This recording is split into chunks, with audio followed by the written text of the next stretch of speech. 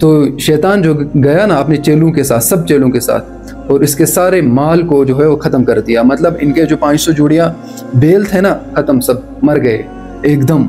1000 जो है बकरियाँ थी, ख़त्म, सब ख़त्म। और 500 जोड़े जो है वो गधे थे, फिर उनके बच्चे, सब ख़त्म। मतलब माल तबाह बर्बाद। अभी इनके जिस्म और अकल पर इख्तियार नहीं था शैतान को। तो आज है हज़रत अय्यूब अलैहिस्सलाम के बारे में। तो आपने अय्यूब अलैहिस्सलाम के बारे में कुछ सुना है ना? सुना तो होगा ना कभी ना कभी। क्या सुना है? उनका जो बहुत ज़्यादा आज़माइश आई थी। बिल्कुल। और बड़े मालदार भी, बिल्कुल, ये मालदार भी थे जो आपने बोला, सब इसके अंदर था। ठीक है, तो जैसे हम पढ़ते हैं ना, early life, mid life, legacy, death वगैरह, इसी के बारे में पढ़ेंगे, तो है ना। तो सबसे पहले ये पैदा कहाँ पे हुए? मन पैदा कहाँ पे हुए? सीरिया और जॉर्डन के दरमियान एक जगह है, ठीक है, उज़ है उसका नाम, ठीक है। यहाँ पे ये पैदा हुए थे अय्यूब अलैहिस्सलाम। और इनके बारे में कहा जाता है कि ये इसहाक अलैहिस्सलाम की नस्ल में से थे। मतलब कि याकूब अलैहिस्सलाम और इनका जो टाइम पीरियड था ना, वो एक ही टाइम पे था, कि मतलब यूसुफ अलैहिस्सलाम के साथ साथ ही ये भी नबी थे अपने इलाके में, जॉर्डन और सीरिया के दरमियान में। तो ठीक है, इनके बारे में आता है इनका जो नसब है, शजरा नसब, ठीक है। तो अय्यूब बिन मौसल बिन रगवील बिन एस बिन इसहाक और बिन इब्राहिम अलैहिस्सलाम। मतलब ये इनका शजर नसब मिलता है कि इसहाक अलैहिस्सलाम की औलाद में से थे। और याकूब अलैहिस्सलाम ने इनको अपनी बेटी निकाह में दी थी, ये भी कहा जाता है। और बाज़ रिवायत में आता है कि नहीं, यूसुफ अलैहिस्सलाम की बाद में इनकी बेटी निकाह में थी, लेकिन बाद में कहा था नहीं, इनको कोई और बीवी थी। लेकिन असल जो ऑथेंटिक रिवायत है ना, कि याकूब अलैहिस्सलाम की एक बेटी इनका निकाह में थी, और ये इसी टाइम पीरियड में नबी थे, या अय्यूब अलैहिस्सलाम, है ना। तो अय्यूब अलैहिस्सलाम को तमाम जितने भी मज़ाहिब है ना, चाहे हम जुडाइज़्म को देखें, क्रिश्चियनिटी को देखें, इस्लाम में देखें, इनको सब्र के लिए माना जाता है। मतलब सब्र इनके अंदर बहुत था, तभी तो अय्यूब अलैहिस्सलाम के बारे में इतनी रिवायत है ना। तो मिड लाइफ के बारे में आता है कि जब अय्यूब अलैहिस्सलाम को जो है वो नबूवत मिली उस टाइम पे, तो अय्यूब अलैहिस्सलाम जो है वो बड़े मालदार थे, है ना। मतलब कितने मालदार है आपको पता है? कितना मालदार थी? इनके पास 1000 बकरियां थी उस टाइम पे, हजार बकरियां थी, 500 जोड़ियां बेल थे, ठीक है, और 500 जोड़ियां बेल, फिर इनको चराने वाले लोग, फिर इनके नौकर और उनके बच्चे, फिर इनके बच्चे, और 500 जोड़े गधे थे, ठीक है, 500 जोड़े गधे भी थे, है ना, डोंकीज।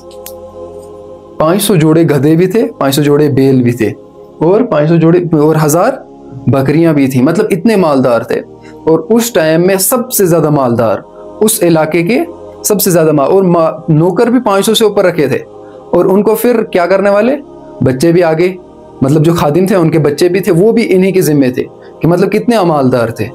लेकिन शैतान ने क्या कहा? अल्लाह रब्बुल इज्जत से जब उन्होंने, शैतान ने देखा ना कि फरिश्ते अय्यूब अलैहिस्सलाम के बारे में दुआ करें, इतने बुजुर्ग नबी है, तो शैतान ने अल्लाह रब्बुल इज्जत से इजाजत मांगी कि आप मुझे इसके माल पर तसल्लुत दो। मतलब ये इम्तिहान के अंदर नहीं निकलेगा। अल्लाह रब्बुल इज्जत कहने लगा कि आप मुझे इस पर तसल्लुत दे, इम्तिहान के अंदर नहीं निकलेगा। तो अल्लाह रब्बुल इज्जत ने कहा कि ठीक है, ये तो मेरा बंदा है, आपको इसके माल पर तसल्लुत है। तो शैतान जो गया ना अपने चेलों के साथ, सब चेलों के साथ, और इसके सारे माल को जो है वो ख़त्म कर दिया। मतलब इनके जो 500 जोड़ियाँ बेल थे ना, ख़त्म, सब मर गए एकदम। 1000 जो है बकरियां थी, ख़त्म, सब ख़त्म। और 500 जोड़े जो है वो गधे थे, फिर उनके बच्चे, सब ख़त्म। मतलब माल तबाह बर्बाद। अभी इनके जिस्म और अकल पर इख्तियार नहीं था शैतान को। तो शैतान ने अल्लाह रब्बुल इज्जत से कहा कि मुझे इनके औलाद पर भी इख्तियार दो। औलादें इनकी पता कितनी थी? 54 रिवायत में आता है, या तो 54 थी या 14, लेकिन मतलब ज्यादा ऑथेंटिक रिवायत जो है 14 या 54, ये 2 रिवायतें आती हैं कि इनकी इतनी औलादें थी। तो शैतान ने कहा अल्लाह रब्बुल इज्जत से कि मुझे इनकी औलादों पर भी तसल्लुत दो। तो अल्लाह रब्बुल ने कहा ठीक है। ये गया और इनकी औलाद सब की सब मर गई एक साथ। मतलब 54 की 54 औलादें खत्म। तो फिर शैतान गया, अल्लाह रब्बुल मुझे इसके जिस्म पर भी तसल्लुत दो, मतलब मुझे इसके जिस्म को भी इख्तियार दो, इसके जिस्म पर। तो अल्लाह रब्बुल इज्जत ने कहा कि ठीक है। अभी अल्लाह रब्बुल इज्जत भी तो इम्तिहान ही ले रहे थे अय्यूब अलैहिस्सलाम का, ठीक है। तो अय्यूब अलैहिस्सलाम के पास शैतान गया अब जिस्म पर भी इख्तियार है ना, लेकिन अल्लाह रब्बुल अकल पर इख्तियार नहीं दिया शैतान को कभी भी, उसके ऊपर अकल के, लेकिन जिस्म पर इख्तियार दिया। अय्यूब अलैहिस्सलाम सजदे में है और शैतान आता है, बाद रिवायत के गले पर ऐसा फूंक मारा कि फौरन अय्यूब अलैहिस्सलाम ऐसे तप गए, जैसे तवे पर रोटी तपती है ना, ऐसे बुखार चढ़ गया। या कहा जाता है जैसे शम्मा रोशन की जाती है ना, मोमबत्ती जैसे जलाई जाती, एकदम से कैसे उसके अंदर आग लग जाती, ऐसे अय्यूब अलैहिस्सलाम का हाल हो गया। मतलब फौरन बुखार से तप गए और जिस्म पर जो है वो बीमारी शुरू हो गई। मतलब वो कहा जाता है ना, मुश्क आ रही है किसी बंदे से, मतलब ऐसा जिस्म हो गया, ऐसी बीमारी कि मतलब लोगों ने वहां से निकाला और किसी बाहर कोड़ी पर शेड बनाकर दे दिया कि आप यहाँ रह लो। और इनकी जो बीवी है ना, वो कहा जाता है याकूब अलैहिस्सलाम की बेटी थी, उसका नाम था लिया, या कहा जाता है रफा। उनकी जो वाइफ थी ना, उसका नाम है, मतलब क्या वाइफ, ठीक है, लिया या रफा, ठीक है, रफा। बाद रिवायतों में आता है कि इनकी 9 बीवियां थी, तारीख में आता है बाद रिवायतों में कि इनकी 9 बीवियां थी, लेकिन बाद में आता है कि नहीं, सिर्फ एक ही बीवी थी जिसने इनकी बहुत खिदमत की थी, वो भी तो नबी की बेटी थी, वो कहाँ इसको छोड़ दी। तो मतलब जितने भी लोग थे ना, इनके दौर में सिर्फ 3 बंदों ने ईमान कबूल किया था, सिर्फ 3 बंदों ने। और जब इन पर बीमारी आई ना, तो वो भी छोड़कर चले गए। लेकिन ये जो इनकी बीवी थी ना, ये कैसे खड़ी रही, मतलब साथ साथ हर जगह खड़ी रही। बीमारी के इनको इतने अय्याम, इतने साल बर्दाश्त करने पड़े सारी चीज़ें। तो रिवायत में आता है कि इनको, बाज़ रिवायत में आता है कि 7 साल बीमारी रही इनकी, है ना, 7 साल, लेकिन बाज़ में आता है कि 18 साल, बाज़ में आता है 10 साल। ऑथेंटिक रिवायत जो है ना, वो 18 साल वाली है कि 18 साल इनको बीमारी रही। 18 साल किसी शख्स को बीमारी रहे, वो कैसा होगा। अय्यूब अलैहिस्सलाम की ये लाइफ है। तो अय्यूब अलैहिस्सलाम बड़े ही साबिर बंदे, बड़े ही शाकिर बंदे, मतलब शुक्र करने वाले, सब्र करने वाले, हर मजहब में इनको माना जाता है। लेकिन मतलब ये सब कुछ छिन गया ना इनसे, ये अल्लाह रब्बुल इज़्ज़त की तरफ से इम्तिहान था कि सब कुछ छिन गया, फिर भी सब्र कर रहे हैं। अब मैं आपको बताऊं कि सब्र इनके किस दर्जे तक पहुंच गया था, कि अल्लाह रब्बुल इज़्ज़त ने क्या कहा कुरान में कि अय्यूब अलैहिस्सलाम जैसा सब्र, कि हमारे बंदे अय्यूब को देखो, कि मतलब ये बरतरी बहुत इनको ऊपर हासिल थी, मतलब बहुत ऊपर लेवल वाले नबी थे। 3 बंदे जो इनके दौर में मुसलमान हुए, उनके नाम भी हमें मिलते हैं, ठीक है। एक का नाम था बलदाद, नंबर 2 अतीर, और नंबर 3 साफिर, ठीक है। ये 3 शख्स थे जिन्होंने अय्यूब अलैहिस्सलाम पर ईमान लाया। इसके अलावा भी उसके बाद लाया होगा, लेकिन बीमारी से पहले यही 3 शख्स थे, और इनकी बीवी थी जिनने इन पर ईमान लाया था, और बच्चे थे। लेकिन ये 3 शख्स भी बीमारी के दौर में छोड़ गए थे, और अय्यूब अलैहिस्सलाम को बड़ा डांटा था कि तुम्हें तो कहा था, मतलब वो एक तरह से फिर कहा ना कि आपको बीमारी लग गई, ये तुम्हें अफ़ आती है, मतलब मुश्क आती है, आप तुम्हें बाहर शेड बना कर देंगे। तो वो भी इसके खिलाफ हो गए। सिर्फ 3 बंदों ने ईमान कबूल किया, वो भी बीमारी में खिलाफ हो गए। तो कैसा इम्तिहान है अल्लाह रब्बुल इज़्ज़त की तरफ से। लेकिन ये इम्तिहान के अंदर पास हो गए। और अंबिया की ये खासियत होती है कि जब उन पर इम्तिहान आता था ना, तो वो पास हो जाते थे, मतलब उस इम्तिहान से वो निकल जाते थे। तो अय्यूब अलैहिस्सलाम भी 18 साल की बीमारी के बाद निकल गए। और इनके वाक्य तो वो मशहूर है, जो आपने सुना हो भी होगा, कि मतलब 18 साल की बीमारी के बाद किसी ने पूछा कि अय्यूब क्या हाल है, कि मतलब वो बीमारी वाले दिन अच्छे थे कि ये दिन अच्छे हैं। तो अय्यूब अलैहिस्सलाम ने कहा कि बीमारी वाले दिन अच्छे थे। कहा क्यों? कहा रोजाना अल्लाह पूछता था कि अय्यूब क्या हाल है। कहा उसमें जो मज़ा था वो एक अलग ही चीज़ है, उसमें जो एक तड़फ, एक अलग चाशनी, एक मिठास थी, वो अब नहीं रही। कि अल्लाह रब्बुल इज़्ज़त उस टाइम पे मुझे रोज़ाना पूछते थे कि अय्यूब क्या हाल है। तो एक मरतबा जब बहुत ज़्यादा इनकी बीमारी हो गई, फिर अल्लाह रब्बुल इज़्ज़त ने दुआ की कि अल्लाह मुझे इस बीमारी से जो है नजात दे दे, मतलब मुझे इस बीमारी से खलासी होनी चाहिए। या अल्लाह रब्बुल इज़्ज़त ने भी फिर कुरान में जिक्र किया इस आयत के, जब अय्यूब अलैहिस्सलाम ने, हमारे बंदे अय्यूब ने हमसे दुआ की तो हमने उसको शिफा बख्शी, मतलब इस तरह का मफ़हूम है उस आयत का। तो फिर अल्लाह रब्बुल इज़्ज़त ने इनको शिफा बख्शी कब?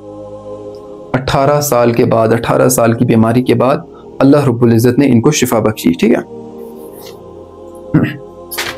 इनके बारे में आता है कि जो 14 औलादें थी ना इनकी, या 54 औलादें, उनमें से एक था नंबर 1 हौमल, एक नाम था, जिसको इन्होंने जानिशीन मुकर्रर किया है ना, जो आगे लेगेसी चलाए।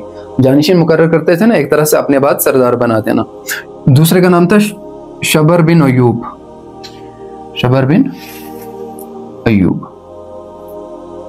इनको अल्लाह रब्बुल इज़्ज़त ने नबूवत अता की बाद में, अय्यूब अलैहिस्सलाम के गुजर जाने के बाद इनको नबूवत मिली, और इनका नाम आपने सुना होगा जुल्किफ्ल, ठीक है। इनका असल नाम, लक़ब जो था जुल्किफ्ल था, जुल्किफ्ल के नाम से मशहूर हुए,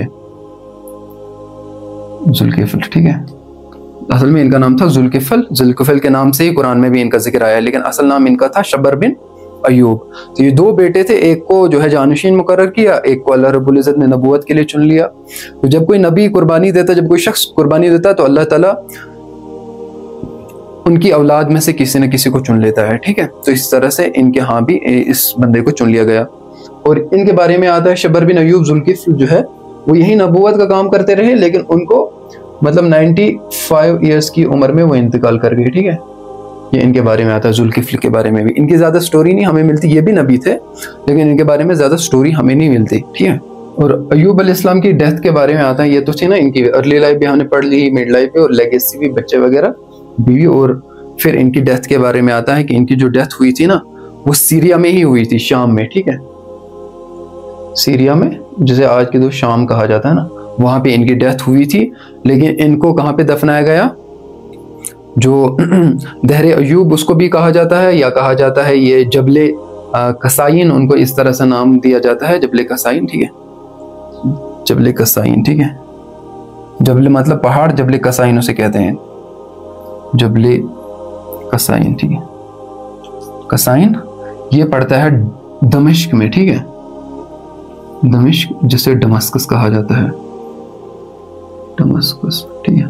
दमिश्क में इनका वो जो मकबरा है ना वो दमिश्क में है। बाद में इनको यहाँ पे ले जाया गया डेथ के बाद, ठीक है। और इनकी उम्र के बारे में आता है कि इनकी उम्र या तो 146 साल थी या थी 93, है ना। बहुत सारी रिवायतें मिलती हैं, लेकिन ज़्यादा जो रिवायत मिलती है हमें वो 93 वाली है, लेकिन 146 भी कहा जाता है ना। ये तारीख तबरी के मुताबिक 93 इनकी उम्र थी।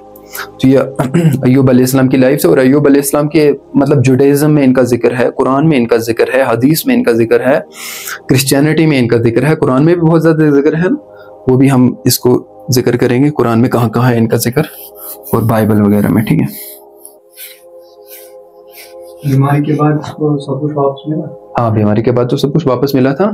मतलब फिर अल्लाह रब्बुल इज्जत ने इनको औलादें भी वापस दी थी, बीमारी के बाद औलादें भी वापस मिल गई, माल भी वापस मिल गया, फिर से ये उतने ही अमीर हो गए थे। मतलब उस टाइम पे फिर से उतने अमीर हो गए, बीमारी के बाद इनको सब कुछ वापस मिला था।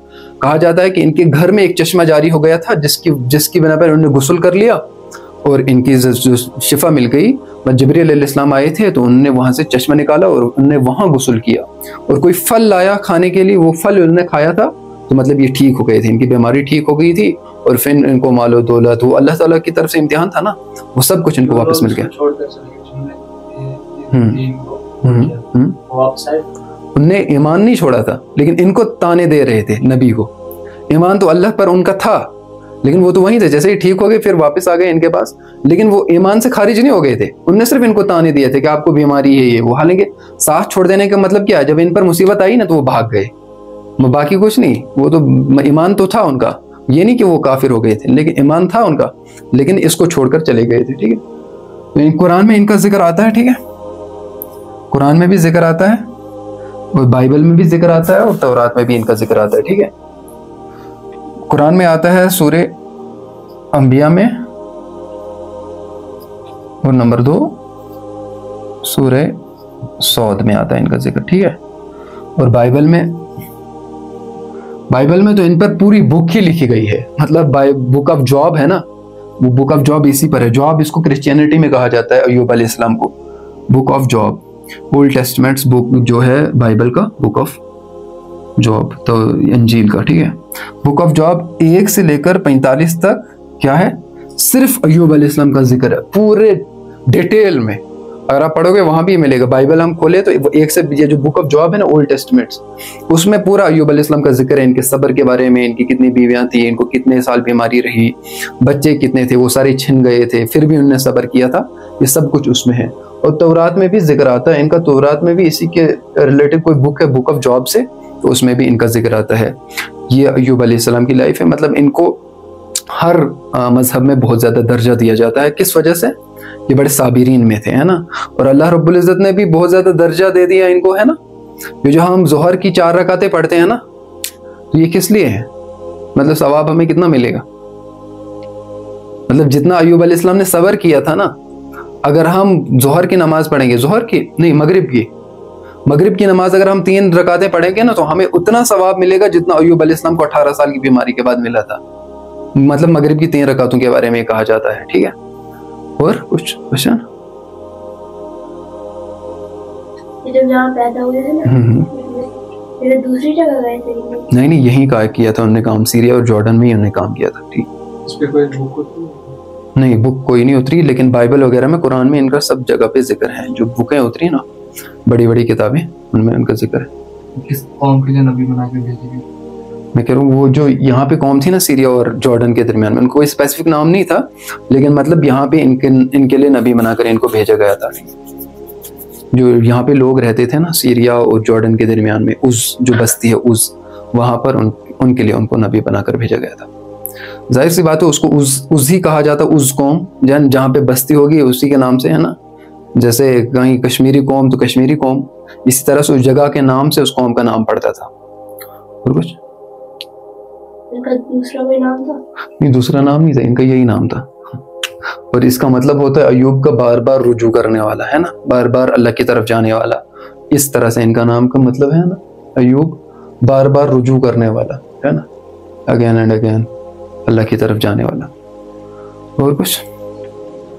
ये अय्यूब अलैहिस्सलाम की लाइफ थी। असल में इनका ज़्यादा जिक्र नहीं मिलता ना, जैसे यूसुफ अलैहिस्सलाम की बड़ा लंबा जिक्र मिला जो हमने कवर भी कर लिया है ना पिछली क्लास में, लेकिन अय्यूब अलैहिस्सलाम थे, आगे फिर मूसा अलैहिस्सलाम आएंगे तो उनका बहुत ज़्यादा जिक्र है ना।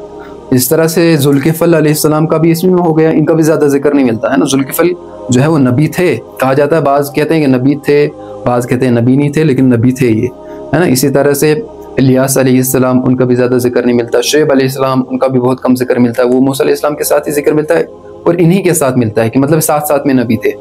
तो इस तरह से बहुत सारे नबी ऐसे हैं जिनका बहुत कम जिक्र मिलता है, तो उनमें से ही अय्यूब अलैहिस्सलाम भी है, लेकिन मिलता है किस वजह से, सब्र से, है ना। और दूसरी किताबों में ज़्यादा मिलता है इनका जिक्र, ठीक है। और कुछ? ठीक है, तो अल्लाह ताला कहने सुनने ज़्यादा अमल की तौफीक अता फरमाए।